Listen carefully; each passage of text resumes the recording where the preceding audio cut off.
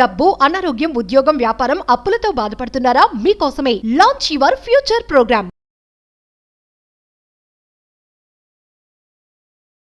Hello Ram గారు. Hi నారాజు. అంటే చాలామంది సోషల్ మీడియాకి అడిక్ట్ అయిపోయి ఉన్నారు.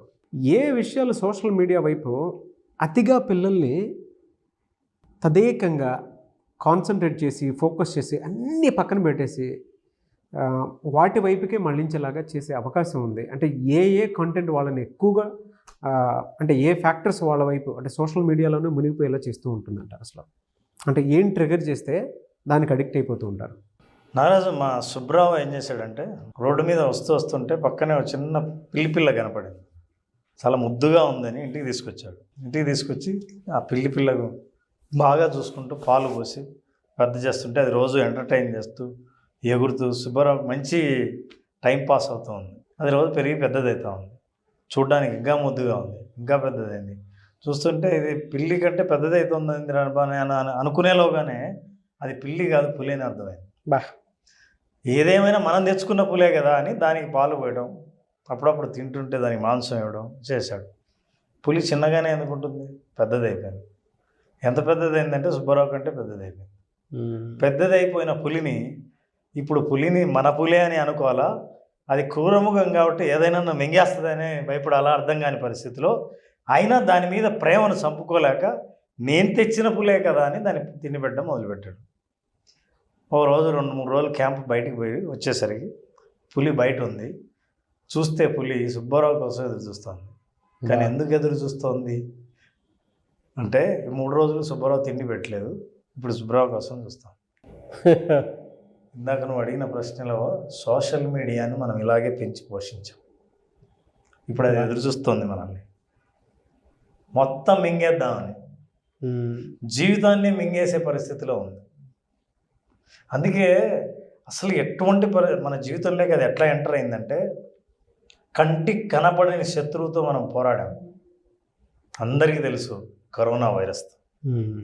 ఆ పాండమిక్ ప్రపంచమంతా వ్యాపించి దాన్ని ఎలా అడ్డుకోవాలో తెలియదు, ఎందుకంటే కంటికి కనిపించదు కాబట్టి. కంటికి కనిపించే వైరస్ ఒకటి ఉంది, అది పాండమిక్ లాగా విస్తరించింది. Nothing but a social media. This is a pandemic of a social media. 1, 2, 3, 4 ఇవన్నీ ఇవి మన బాడీ పార్ట్స్ లాగా కనిపిస్తాయి. ఇప్పుడు లోగోస్ లాగా ఉండవు. అసలు పరిస్థితి ఎట్లా అయిపోయిందంటే ఒక మొబైల్ ఫోన్ అయస్కాంతం అయితే మనిషి ఎక్కడున్నా సరే తలొంచుకొని దాని వైపుకి అందరూ ఆకర్షింపబడి లాగిపడేస్తుంటుంది. ఇవన్నీ చూస్తుంటే ఫిట్నెస్ ఎట్టబోతుందో చూడండి. పోతుంది. ఫస్ట్ మెడ నొప్పి వచ్చేస్తుంది, చుట్టూ ఏం జరుగుతుందో తెలియకుండా ఉంటారు. సో ఇట్లాగే అది ఎంత లాగేస్తుందంటే నువ్వు వేరే డైరెక్షన్లో వెళ్ళాలని అనుకున్నా, నీకు వేరే చోట పని ఉన్నా సరే ముందు ఇక్కడికి రా అని లాగేస్తేనా అయస్కాంతాన్ని పట్టుకొని ఎక్కడున్నోళ్ళు ఏ స్థాయిలో ఉన్నారు, ఏ ఏజ్ వాళ్ళైనా, ఏ రంగంలోని వాళ్ళైనా దానికి ఆకర్షింపబడుతున్నారు. ఇంట్లో ఎవరన్నా ఏదైనా పని చెప్తూ ఉన్నారంటే మనకి సెల్ ఫోన్లో మనం మునిగిపోయి ఉంటే ఒక నిమిషం అని చెప్తాం. ఆ 1 నిమిషం కాస్త 10 మినిట్స్ అవుతాయి, 20 మినిట్స్, 15 మినిట్స్, 30 మినిట్స్. అంటే రీల్సో కాంటెంటో ఏదో వెళ్ళిపోతూ ఉంటుంది. పిలిచేటప్పుడు అటెన్షన్ కూడా ఇవ్వం. ఆ పిక్చర్ చూస్తే నాకు అయ్యి గుర్తొస్తున్నాయి. అంటే మన ఇళ్ళల్లో కామన్ బిహేవియర్ ఇది. 1 నిమిషం అని అంటాం. వైఫ్ పిలిచిన, పేరెంట్స్ పిలిచిన పిల్లల్ని 1 నిమిషం అన్నాను కదా. ఆ 1 నిమిషం కాస్త half an hour, 1 hour, 2 hours అయిపోతుంది. మింగేస్తుంది. ఇందాక నువ్వు నాకు చూపించేటప్పుడు నారాజు ఇట్లా అన్నావు. బాడీ లాంగ్వేజ్లో గతంలో మనిషి జీవితంలో ఇంతవరకు చరిత్రలోనే ఎప్పుడూ లేని పోస్చర్ ఇది. అవును, ఆ పోస్చర్ వచ్చేస్తుంది. భయంకరంగా ఉంది సార్. ఒక్కసారి ఇట్లా స్క్రోల్ చేస్తే చాలు కొత్త ప్రపంచంలోకి నువ్వు అడుగు పెట్టచ్చు అని అనటానికి స్క్రోలింగ్ మీద ఎంతోమంది న్యూరో సైకాలజిస్టులు, మార్కెటింగ్ పర్సన్స్ రీసెర్చ్ చేసి ఇది ఎలా స్క్రోల్ చేయాలి, ఎంతసేపట్లో పైకి వెళ్ళాలి, ఏ వేలు ఉపయోగిస్తే అత్యంత ఈజీగా ఉంటుంది అని బాగా ఆలోచించి ఇంట్రడ్యూస్ చేసిన సిస్టమ్ ఇది. అందుకే ఏం అక్కర్లేదు, ఒక్క చెయ్యి, ఒక బటన్ వేలు బాగా పనిచేస్తే చాలు. స్క్రోలింగ్ వెనకాల చాలా రీసెర్చ్ ఉంది. సో మనిషి కోరుకుంటే వెంటనే ఇది నాకు నచ్చలేదని అంటే నచ్చేది వచ్చేదాకా ఎదురు చూడక్కర్లేకుండా నచ్చేది వచ్చేదాకా సచ్చినట్టు మనం ఒక్కసారి అలా అనేస్తే చాలు, మళ్ళీ ఎక్కడికి వెళ్ళాలో అక్కడికి వెళ్తాం. అరచేతిలో ఆకాశం. అరచేతిలో ఆకాశం, అరచేతిలో స్వర్గంలాగా కనిపించే నరకం అది అని, అందుకే మనం పాండమిక్ అన్నాం. అయితే నారాజు చూస్తే ఏ యూత్ 10 మంది ఉన్నా సరే నీకు ఇవే దృశ్యాలా కనిపిస్తాయి. అందులో నేను కూడా ఉన్నానని అనిపిస్తుంది. అయితే మనకేంటంటే ఇప్పుడు because of this social consciousness, social awareness miss అయిపోయింది. ఎందుకంటే నేను ఇంకోరితో ఉంటే అది సొసైటీ, నేను ఒక్కనే ఉంటే, ఇప్పుడు అందరితో ఉండి ఒక్కడిగా ఉండడం ఎలా అన్న ప్రశ్నకు ఇదే ఆన్సర్. అసలు ఏదో పెద్ద మీరు సిటీలో ఏదో పెద్ద కాలేజీలో బాగా చదువుకున్న వాళ్ళు స్మార్ట్ ఫోన్లు తీసుకున్నారు అనుకున్నారేమో, ఊళ్ళోకి వెళ్ళండి ఇట్లా కనిపిస్తారు. నేను చూసాను ఏమన్నా చిన్న పార్క్ ఉంటే చాలు, పార్కులో అట్లా కూర్చొని ఉంటారు, అట్లా కూర్చున్నారు అందరూ. వాళ్ళ ప్రపంచాన్ని మరిచిపోయి కొత్త ప్రపంచంలోకి ఎంటర్ అయిపోయి అదే నిజమైన ప్రపంచం అనే భ్రమలో చాలామంది బతుకుతుంటే, ఎంతమంది తల్లిదండ్రులు, ఎంతమంది టీచర్లో, ఎంతమంది వీళ్ళు ఫలానా స్థాయికి చేరతారని ఎదురు చూసిన వాళ్ళు అసంతృప్తికి లోనై ఈ ప్రపంచంలో దీన్ని పాండమిక్గా భావించి పరిగెడుతున్నారు పారిపోయి. దీంట్లో చాలా డార్క్ సీక్రెట్స్ ఉన్నాయి నారాజు. అసలు ఎంతోమంది ప్రపంచవ్యాప్తంగా కార్టూనిస్టులు కానీ చాలామంది అసలు దీని ప్రమాదాన్ని రకరకాలుగా వర్ణించారు. ఇది మన పరిస్థితి. మీరు ఎంత చైన్స్నైనా మీరు పగలగొట్టుకొని లేకపోతే విరగొట్టుకొని బయటికి రావచ్చేమో, కానీ ఒక చిన్న కేబుల్ని మాత్రం వదిలించుకోలేరు. అది మొబైల్ ఫోన్కు కంటిన్యూస్గా ఛార్జింగ్ ఇచ్చే కేబుల్ అయితే ఎంత బలమైన చేతులనైనా సరే అరెస్ట్ చేయగలిగిన శక్తి యొక్క మొబైల్ ఫోన్లు అనే సోషల్ మీడియాకే ఉంది. ఈ సోషల్ మీడియా అన్నది మనం సృష్టించుకున్న ఒక వర్చువల్ ప్రపంచం. నా కంటికి ఎదురుగున్న నాగరాజు కానీ, నాగరాజు వెనకాల ఉన్న కెమెరామెన్ కానీ, మన ఎపిసోడ్ చూస్తున్న ప్రేక్షకులు కానీ నా ప్రపంచం కాదు.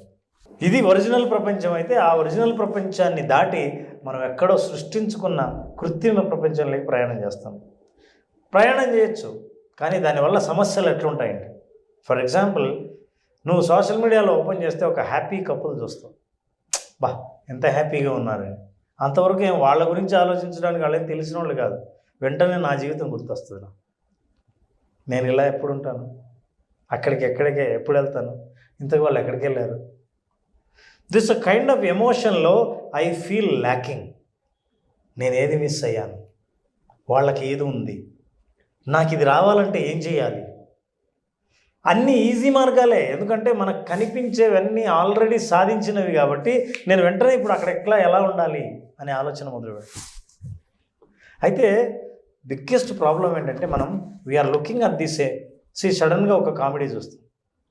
Brain is not wired to shift emotions very quickly. మన ఆలోచనలు కానీ మన భావాలు, భావోద్వేగాలు ఏవైనా సరే ఉన్నట్టుండి ఒక భావం నుంచి ఇంకో భావాన్ని, ఇంకో భావం నుంచి ఇంకో భావానికి ఇట్లా ఇమ్మీడియట్గా షిఫ్ట్ అయ్యేటట్టు వైర్ కాలేదు బ్రెయిన్ కెమికల్స్ ఇమ్మీడియట్గా షిఫ్ట్ కాలేవు. నీ ఆలోచన, నీ ఎమోషన్, నువ్వు ఫీల్ అయ్యేవి వీటన్నిటికీ సహకరించాలంటే బ్రెయిన్కి చాలా కష్టం. ఈ యూత్ చాలామంది డబ్బులు ఇచ్చి రీఛార్జ్ చేసుకుంటుంటా అంటారు కదా, వాళ్ళు పే చేస్తుంది డబ్బు కాదు, వాళ్ళ టైం పే చేసి డ్రగ్ కొనుక్కుంటారు. అవును, this is what is happening. వీటన్నిటి వెనుకుండేటువంటి సీక్రెట్ ఏంటి సార్ అసలు? ఈ మామూలు సీక్రెట్ అనడానికి లేదు నాకు, ఇవి dark secrets. Okay, dark side of the social media మనం చూస్తే చాలా తెలియని విషయాలు ఎన్ని స్టడీసో చేశారు. ఎట్లా మింగేస్తున్నాయి సార్ మనల్ని? మామూలుగా మింగేలే, చూడాల్సిందే. Now look at these are all the facts నారాజు. Constantly thinking about social media. మనకు తెలియదు సార్ ఆలోచనలన్నీ నెగిటివ్ అని. ఇప్పుడు నేను బ్రేక్ చేస్తా సైకలాజికల్గా ఎందుకు నీకు నెగిటివ్ థాట్స్ వస్తుంటాయి, ఎప్పుడు నేను చేయలేనేమో, నాకు చేత కాదనేమో అని ఎందుకు వస్తాయంటే, నీకు థాట్స్ వచ్చిన ప్రతిసారి ఏది ఎక్కువ చూసావో కంటితో బ్రెయిన్లో అవి ఎక్కువ థాట్స్ వస్తాయి. ఏది ఎక్కువ చూసావో సోషల్ మీడియాలో ఏది ఎక్కువ చూసావో, ఎప్పుడు సోషల్ మీడియాలో బాగులేనిది ఎక్కడ ఎవడు ప్రొజెక్ట్ చేయడు. నా లైఫ్ బ్రహ్మాండం, నేను I'm travelling, I'm happy, I'm on holidays, I have visited this place, ఇవన్నీ చూస్తే నాకు ఐఎమ్ మిస్సింగ్ సంథింగ్. నేను ఎప్పుడు ఇలాంటి పోస్టులు పెడతాను, నేను పెట్టిన పోస్టులకి ఎన్ని లైక్లు వచ్చాయి, అవును ఎవడో కామెంట్ చేశాడు కదా, ఈ కామెంట్కి నేను ఆన్సర్ చెప్పాను, ఆ రెస్పాన్స్ ఎలా, I'm thinking always about social media. అంటే నీ ఆలోచనలో ఎక్కువ భాగాన్ని సోషల్ మీడియా మింగేసింది. అందుకే ఎక్కువ వస్తుంది. వరల్డ్ వైడ్ పీపుల్ అని నేను అన్నానంటే A to Z 100% of the people are spending at least 2 hours of time in a day. This is what is the studies. ఇక మనం యూత్ గురించి మాట్లాడుతున్నాం. అసలు యూత్ పరిస్థితి ఎలా ఉంది? 92% of the youth are on social media. Social media నీకు లేదంటే నువ్వు ఫిజికల్లీ హ్యాండిక్యాప్డ్ అని అర్థం. సోషల్ మీడియాలో లేవు అని అన్నా కూడా అట్లే అంటే I'm saying society will view you. ఈ సమాజం మీ చుట్టుపక్కల అందరూ ఎట్లా చూస్తారంటే నీ అకౌంట్ లేదా నీకు, అరే రే రే అయ్యో బాబు అని. So that is what is there self harm and suicidal tendencies are found.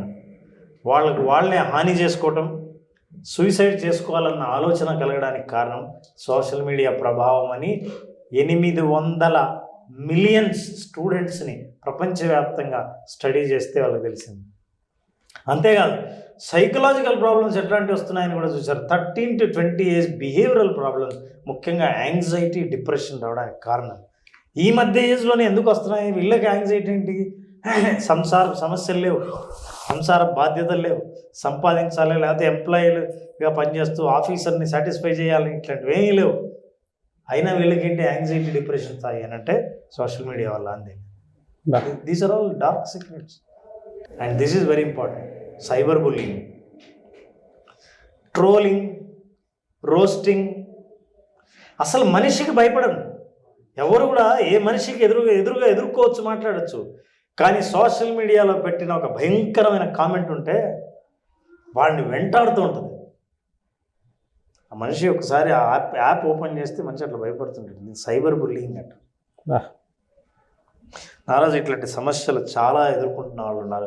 ఈ సమస్యలన్నింటినీ మనం అర్థం చేసుకోకపోతే, ఇది నేను సోషల్ మీడియా సమస్యలకి చెప్పట్లేదు, జాగ్రత్త చేస్తే మీ లైఫ్లో సమస్యలన్నింటికీ ప్రధానమైన కారణం ఇవి ఇక్కడి నుంచే పుడుతున్నాయి, ఇదే ఇక్కడ తయారవుతున్నాయి అని.